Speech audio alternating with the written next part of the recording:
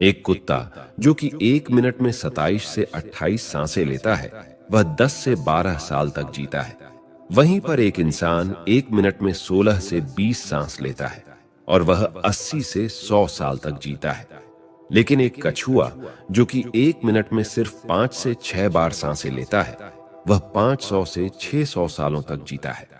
इससे स्पष्ट है कि जिस जीव की सांसों की संख्या जितनी कम होती है, वह उतनी ही लंबी आयु तक जी सकता है।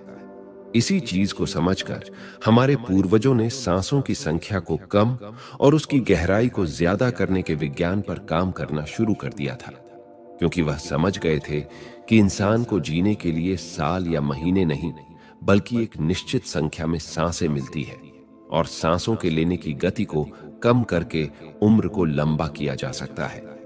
लेकिन सांसों के धीमा और लंबा होने की यह गति प्राकृतिक रूप से होनी चाहिए। जब हम सांस लेते हैं तो वायु प्रत्यक्ष रूप से हमें 3-4 स्थानों पर ही महसूस होती है: कंठ, हृदय, फेफड़े और पेट। मस्तिष्क में गई हुई वायु का हमें पता ही नहीं चलता। कान और आंख में गई हुई वायु का भी कम ही पता चलता है। श्वसन तंत्र से भीतर गई वायु अनेकों प्रकार से विभाजित हो जाती है, जो अलग अलग क्षेत्र में जाकर अपना अपना कार्य करके पुनः भिन्न रूप में बाहर निकल आती है। यह सब इतनी जल्दी होता है कि हमें इसका पता ही नहीं चल पाता। यदि हम जोर से गहरी सांस लेते हैं तो तेज प्रवाह के साथ शरीर के अंदर बैक्टीरिया नष्ट होने लगते हैं। कोशिकाओं की रोगों से लड़ने की क्षमता भी बढ़ जाती है। बोन मैरो में नए रक्त का निर्माण होने लगता है। आंतों में जमा मल विसर्जित होने लगता है। मस्तिष्क की जागरूकता लौट आती है, जिससे स्मरण शक्ति दुरुस्त हो जाती है। न्यूरॉन की सक्रियता से सोचने समझने की क्षमता पुनः जिंदा हो जाती है। फेफड़ों में भरी हवा से आत्मविश्वास वापस लौट आता है। आजकल अधिकतर लोगों की सांसें उखड़ी और बिखरी हुई रहती है। लोगों को यह पता ही नहीं चलता कि उनकी सांसें किस प्रकार चल रही है। जब क्रोध का भाव उठता है तो सांस बदल जाती है। वहीं पर काम वासना का भाव उठता है, तब भी सांस बदल जाती है। हमारे प्रत्येक भाव और विचार के साथ हमारी सांसें भी बदलती रहती है। इसके साथ हमारे खान पान और रहन सहन से भी यह बदलती रहती है। असल में हमारी सांसों का हमारे मन की स्थिति और हमारी शारीरिक अवस्था से सीधा संबंध होता है। पूरा योग विज्ञान ही सांसों को सही तरीके से लेने पर टिका हुआ है। तो अगर हम सिर्फ अपनी सांसों को सही तरीके से लेना सीख जाते हैं तो हमारा जीवन जादू की तरह बदल जाएगा। आज प्राचीन यौगिक कहानी के माध्यम से हम सांसों को सही तरीके से लेने का तरीका और सांसों के जादुई रहस्य के बारे में विस्तार से जानेंगे। बहुत समय पहले की बात है। एक ऋषि अपने आश्रम में छात्रों को योग, ध्यान और प्राणायाम की शिक्षाएं दिया करते थे। ऋषि खुद भी एक योगी थे। उन्होंने अपने कई वर्ष हिमालय की गुफा में साधना करते हुए बिताए थे, जहां पर उन्होंने बहुत से सूक्ष्म मानवीय आयामों को गहराई से समझा था और अब वह अपने इसी अनुभव और ज्ञान को शिष्यों के माध्यम से जन समूह तक पहुंचाना चाहते थे। एक दिन रात्रि के भोजन के पश्चात उनके आश्रम का सबसे बुद्धिमान और होनहार छात्र उनके पास आता है। छात्र के चेहरे को देखकर गुरु समझ गए कि उसके मन में कुछ प्रश्न उठ रहे हैं। गुरु के नजदीक पहुंचते ही छात्र ने उन्हें प्रणाम किया और कहा, गुरुदेव, मैं आपसे कुछ प्रश्न पूछना चाहता हूं। गुरु ने मुस्कुराते हुए कहा, मुझे मालूम है, पूछो, क्या प्रश्न है तुम्हारे? छात्र ने कहा, आप अक्सर कहते हैं योग, ध्यान और प्राणायाम का मूल आधार हमारी सांसें होती है और अपनी सांसों पर नियंत्रण पाते ही हम अपने मन और विचारों पर भी नियंत्रण पा लेते हैं।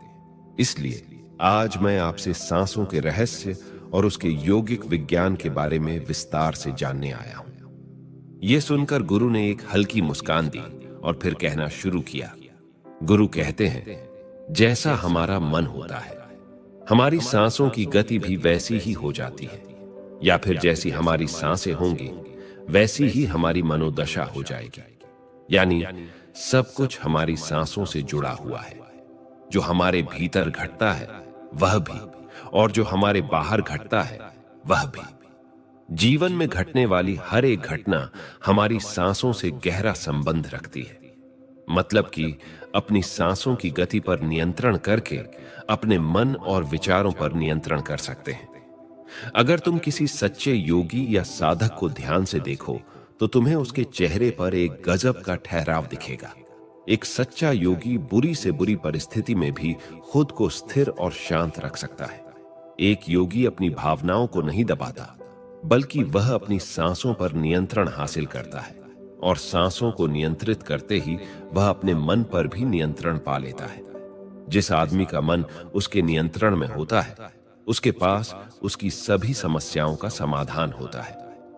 गुरु ने छात्र की तरफ इशारा करते हुए कहा, तुमने कुछ योगियों के बारे में सुना होगा कि वह 150, 200 या फिर 300 सालों तक भी जीवन जीते थे। तो आखिर वह इतने लंबे समय तक खुद को जीवित कैसे रख पाते थे? असल में उनका नियंत्रण अपनी सांसों पर होता था, जिसे प्राण ऊर्जा भी कहते हैं। ऊर्जा हमारे चारों तरफ है। इसे कितनी मात्रा में लेना और छोड़ना है, यह एक योगी अच्छी तरह से जानता है, और वह इस काम पर बहुत हद तक महारत हासिल कर लेता है। इसीलिए वह इस प्राण ऊर्जा का उपयोग अपनी जरूरत के हिसाब से कर सकता है और खुद को दीर्घायु बना सकता है। अगर तुम अपने शरीर को स्वस्थ रखना चाहते हो, सामान्य से अधिक क्षमता चाहते हो, तेज बुद्धि चाहते हो, तो तुम्हें अपनी सांसों को समझना होगा, उन्हें नियंत्रित करना होगा, और उन्हें नियंत्रित करते ही तुम्हारे जीवन में सब कुछ व्यवस्थित हो जाएगा। असल में डर, चिंता और परेशानी जैसी कोई चीज होती नहीं है। सिर्फ हमारे मन और भावनाओं की उपज है, और हमारे मन में भावनाओं को केवल एक ही चीज नियंत्रित कर सकती है, और वह है हमारी सांसें। हमारे अंदर का क्रोध, चिंता, जलन, अहंकार, बदला लेने की भावना, ये सभी हमारी सांसों के हिसाब से ही चलता है। अगर हमारी सांसों पर हमारा नियंत्रण हो तो ये सभी विकार हमारे नियंत्रण में होते हैं। सांस हमारे शरीर और हमारे मन के बीच पुल का काम करती है। अगर हमें अपने मन तक पहुंचना है और उसके विकारों को समझकर उनको दूर करना है, तो हमें अपने सांसों के पुल पर चलना होगा, और हमें अपनी सांसों के जरिए अपने मन तक पहुंचना होगा, क्योंकि यही एकमात्र रास्ता है अपने मन को समझने का। अगर तुमने कभी किसी बच्चे को सोता हुआ देखा हो तो अनुभव किया होगा कि जब वह बच्चा सांस अंदर लेता है तो उसका पेट फूलता है, और जब सांस छोड़ता है तो पेट पिचक जाता है। यानी बच्चा अपने पेट के नीचे नाभि से सांस लेता है, जो कि सांस लेने का सबसे प्राकृतिक और सही तरीका है। अपनी गहरी और लंबी सांस की वजह से बच्चे का मन उत्साहित और हल्का रहता है, और उसका शरीर ज्यादा प्राकृतिक तरीके से काम करता है।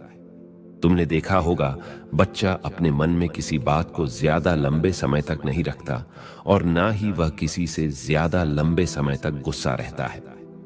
अगर उसे किसी गलती पर डांट या मार दिया जाए तो वह कुछ समय बाद उसे भी भूलकर अपने खेल में मग्न हो जाता है। बच्चा इतना सरल इसीलिए हो पाता है क्योंकि उसकी सांसें प्राकृतिक रूप से चलती है। यानी नाभि से बच्चे के शरीर को विकास चाहिए। विकास के लिए ज्यादा ऊर्जा, और ज्यादा ऊर्जा के लिए ज्यादा लंबी सांसें चाहिए। इसीलिए प्रकृति ने उसे ज्यादा लंबी सांसें दी है। हालांकि ये लंबी सांसें हर मनुष्य को दी है, लेकिन इंसान ने अपने जीवन में कुछ अप्राकृतिक परिवर्तन कर अपनी सांसों को छोटा कर लिया है। वह पेट की बजाय अपने सीने से सांसों को लेता है।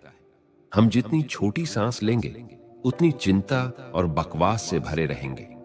हमारी सांसें जितनी लंबी और गहरी होंगी, हम उतने ही खुश और शांत रहेंगे।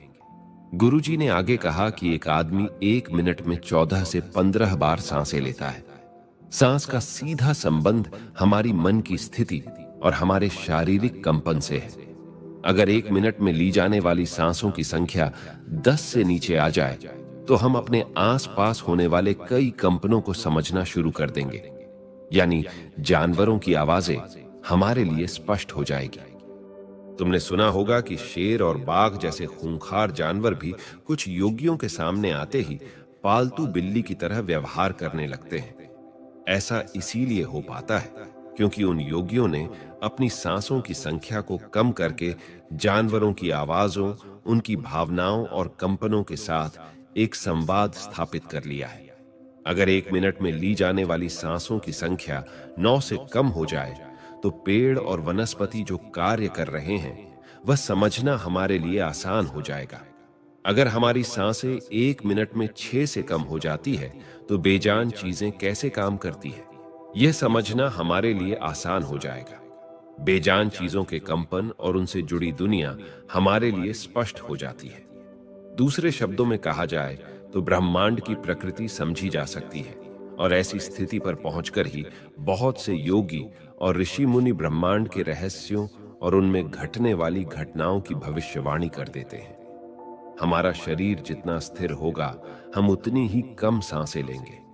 अगर हम अपने पूरे शरीर को स्थिरता के एक निश्चित स्तर पर ले जाएं और बहुत तेज सांस न लें, तो हमारा बोध बढ़ता चला जाता है।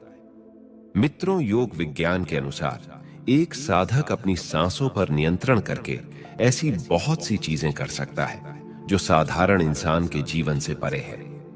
यौगिक परंपरा में तो यह भी कहा जाता है कि अपनी सांसों को घंटों तक रोककर एक आदमी एक नए मानवीय आयामों का अनुभव कर सकता है।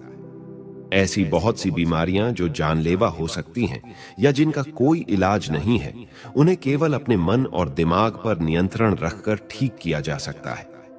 अपनी सांसों पर नियंत्रण करके व्यक्ति एक ऐसी मानसिक स्थिति तक पहुंच सकता है जहां जीवन में आने वाले उतार चढ़ाव उसे परेशान नहीं कर सकेंगे। कुछ लोगों को यह सब बातें कहानी लग सकती है, क्योंकि आम तौर पर लोग ऐसा नहीं करते हैं और कोई भी चीज जिस पर उन्हें यकीन नहीं होता, उसे अंधविश्वास कहकर नकार दिया जाता है। लेकिन पुरानी यौगिक परंपराओं का पालन करने वाले लोग ऐसी बातों का दावा करते हैं। उन्हीं लोगों में से एक है स्वामी रामा। स्वामी रामा हिमालय की गुफाओं में रहा करते थे। उन्होंने बचपन से ही योग की प्रणालियों का अभ्यास शुरू कर दिया था। 1970 में स्वामी रामा एक अमेरिकन रिसर्च लेबोरेटरी में गए। जब उन्होंने अपनी सांसों पर नियंत्रण करके अपने दिमाग और मन पर जब चाहे जितने समय के लिए अपनी सांस, ब्रेन वेव्स, हृदय की धड़कन और शरीर में बहने वाले खून को रोक दिया, तब लेबोरेटरी में मौजूद डॉक्टर्स ने स्वामी रामा के शरीर पर रिसर्च की और उन्हें मृत घोषित कर दिया। लेकिन इस अवस्था में भी स्वामी रामा सब कुछ महसूस कर सकते थे। यह देखकर वहां मौजूद रिसर्चर्स की टीम दंग रह गई थी। साथ ही स्वामी रामा अपने शरीर में अपनी मर्जी से ट्यूमर की ग्रोथ को घटा और बढ़ा भी सकते थे। रिसर्चर्स की जिस टीम को हिमालयन योगियों के सारे दावे अंधविश्वास और पाखंड से भरे लगते थे, वह अचानक से उन्हें इनर साइंस प्रतीत होने लगे थे। एक भीतरी विज्ञान जो साधारण मनुष्य की कल्पना से भी परे है। सांसों को ध्यानपूर्वक लेना यह एक प्राचीन यौगिक टेक्निक है। एक योगी जब अपनी सांसों पर नियंत्रण हासिल कर लेता है, वह जब चाहे तब अपनी सांसों को रोक सकता है। स्वामी रामा के अनुसार अगर आप अपनी सांसों को समझ गए, तो आपके शरीर में होने वाली वो बीमारियां जिनका इलाज आज मेडिकल साइंस के पास भी नहीं है, सांसों के माध्यम से उन्हें भी ठीक किया जा सकता है। श्वास के गूढ़ रहस्यों को समझाने के लिए बाद में स्वामी रामा ने अपने कुछ साथियों के साथ मिलकर एक किताब लिखी है जिसका नाम है साइंस ऑफ ब्रीथ। गुरु ने आगे कहा, जब सांस विचलित होती है तो मन भी अस्थिर हो जाता है, लेकिन जब सांसें शांत होती है तो मन स्थिर हो जाता है और योगी दीर्घायु हो जाता है। इसीलिए हमें अपने स्वास्थ्य पर नियंत्रण करना सीखना चाहिए। गुरु ने शिष्य की आंखों में देखते हुए कहा, तुम्हें क्या लगता है, क्या तुम जितनी लंबी सांस अंदर लेते हो उतनी ही लंबी सांस बाहर भी निकालते हो? नहीं, सामान्य स्थिति में हम जो सांस अंदर लेते हैं उसकी लंबाई 10 अंगुल होती है और सांस बाहर निकालते समय इसकी लंबाई 12 अंगुल हो जाती है। यहां 1 अंगुल का मतलब 1 अंगुली मोटाई से है। हमारी रोजमर्रा की जिंदगी में कुछ काम ऐसे होते हैं जिन्हें करते समय जितनी लंबी सांस अंदर जाती है उससे कई गुना ज्यादा लंबी सांस बाहर निकल जाती है। भोजन करते समय बाहर निकलने वाली सांसों की लंबाई 16 से 17 अंगुल होती है। तेज चलते समय सांसों लंबाई 22 से 24 अंगुल हो जाती है। दौड़ते समय निकलने वाली सांसों की लंबाई 45 से 50 अंगुल तक पहुंच जाती है। संभोग करते समय 50 से 60 अंगुल तक पहुंच जाती है। सोते समय नींद में बाहर निकलने वाली सांसों की लंबाई 60 से 70 अंगुल तक पहुंच जाती है। इसलिए हमारे शास्त्रों में काम और क्रोध पर नियंत्रण रखने की बात कही गई है, क्योंकि ये हमारी प्राण शक्ति को क्षीण कर देती है। श्वास को इंसान की प्राण शक्ति भी कहा जाता है। जब 1-2 वर्षीय व्यक्ति से उसकी लंबी उम्र का राज्य पूछा गया तो उसने 2 ही चीजें बताई। पहला, नाभि तक भरकर पूरी सांस ले, और दूसरा, रीढ़ की हड्डी को हमेशा सीधा रखें। साधारण सी लगने वाली ये दोनों बातें योग और प्राणायाम की दृष्टि से बहुत महत्वपूर्ण है। असल में शरीर के अंदर जाने वाली सांस की लंबाई कम और बाहर निकलने वाली सांस की लंबाई ज्यादा होती है। यदि किसी तरीके से बाहर निकलने वाली प्राणवायु की लंबाई को कम कर दिया जाए तो लंबी उम्र को प्राप्त किया जा सकता है। स्वर शास्त्र के अनुसार यदि बाहर निकलने वाली प्राणवायु की लंबाई 1 अंगुल कम हो जाए तो व्यक्ति निष्काम हो जाता है, यानी उसके अंदर काम वासना खत्म होने लगती है। 2 अंगुल कम होने से आनंद की प्राप्ति होती है। 3 अंगुल कम होने से लेखन शक्ति बढ़ती है। 4 अंगुल कम होने से वाक सिद्धि प्राप्त हो जाती है। 5 अंगुल कम होने से आदमी को दूरदृष्टि प्राप्त होती है। 6 से 7 अंगुल कम होने से साधक के अंदर अति तीव्र गति से चलने की शक्ति आ जाती है, जिससे वह कुछ ही पलों में एक स्थान से दूसरे स्थान पर पहुंच सकता है। 8 अंगुल कम होने से साधक को 8 सिद्धियां प्राप्त हो जाती हैं। पवन पुत्र हनुमान को 8 सिद्धि नवनीत के दाता इसीलिए कहा जाता है, क्योंकि उन्होंने 8 सिद्धियों को प्राप्त कर रखा है। ये 8 सिद्धियां हर इंसान में होती है, बस जरूरत है तो इन्हें जागृत करने की। बाहर निकलने वाली सांसों की लंबाई 12 अंगुल कम होने पर योगी को इच्छा मृत्यु प्राप्त हो जाती है। फिर वह जब चाहे तब तक खुद को जीवित रख सकता है, लेकिन ये सोई हुई शक्तियां केवल तभी जागृत होंगी जब मन में इन्हें जागृत करने की अभिलाषा होगी। क्योंकि मन का स्थूल रूप श्वास है, यानी सांस है, इसीलिए सबसे पहले सांसों पर नियंत्रण करना होता है, तभी मनुष्य को सारी शक्तियां प्राप्त होती हैं। इसलिए नाड़ी विज्ञान में भी कहा गया है कि जो व्यक्ति रात में इड़ा नाड़ी और दिन में पिंगला नाड़ी को रोकने में सफल होता है, वही असल में सच्चा योगी होता है। मित्रों, आज का हमारा यह प्रस्तुति यहीं समाप्त होता है। यह प्रस्तुति आपको कैसी लगी कमेंट्स में जरूर बताएगा, और अगर आप हमारे चैनल पर नए हैं तो हमारा सात्विक चैनल को सब्सक्राइब करना ना भूलिएगा। तो मिलते हैं अगली वीडियो में, तब तक अपना ख्याल रखें। धन्यवाद।